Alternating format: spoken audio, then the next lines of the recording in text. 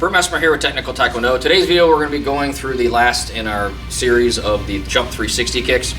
This last one is probably one of the hardest ones, which is the jump 360 side back side kick. Okay, so we're going to be going through that. Again, if you need to go back and review the footwork on the 360 backside, please check that video out. That's going to go through more step by step on how we're doing the footwork, which is super critical because, again, like I've said before, you always want to return back to basics. Okay, so before you get into the jumps, figure everything out on the ground, and then we can worry about figuring out how to jump. Because again, whatever we do on the ground, problems are going to be amplified when we get up in the air. So on that note, I am going to start off with side kick, back side kick. And if you notice right away, I'm jammed on the back side kick. If you're hitting a single target, this is going to be normal. Because when I land the side kick, unless I land feet together, okay, I'm going to be jammed on the second one. So what I recommend on this for practice is don't blast the first kick. Don't blast your rear leg side kick. Just touch it. Because if I blast it and I come up, I got this 80-pound bag or whatever you're using swinging back into me, and I can get hurt coming off of the second kick. Okay? So just a light touch. Later when we're practicing this, the best solution is to have two different targets. We're going to pull our buddy Bob here in a few minutes and work on him. But I want side, back side. Make sure I'm touching both of those, making sure I have accuracy on those.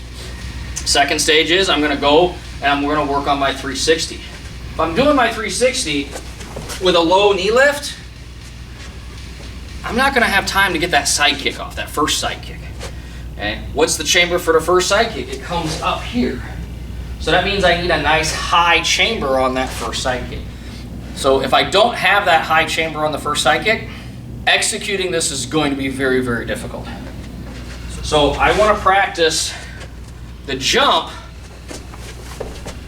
with a high 1-2 knee lift. Just getting my knees to come up so that I have time to execute that first kick. Because my knee is only coming to here, I can throw the front kick or the turning kick. To get that hip rolled over, that other 50% for the side kick, I'm just not going to have the clearance, the time up in the air to be able to pull it off. Okay. So practice getting those knees up nice and high. If you want to, get some objects and practice jumping over them. Okay. Once you feel like you're ready, just touch on the first one. Okay. Can you touch it? Okay. 1, 2. And if you push off the first one, that bag's going to be swinging, and it's going to mess you up on the second one. Okay.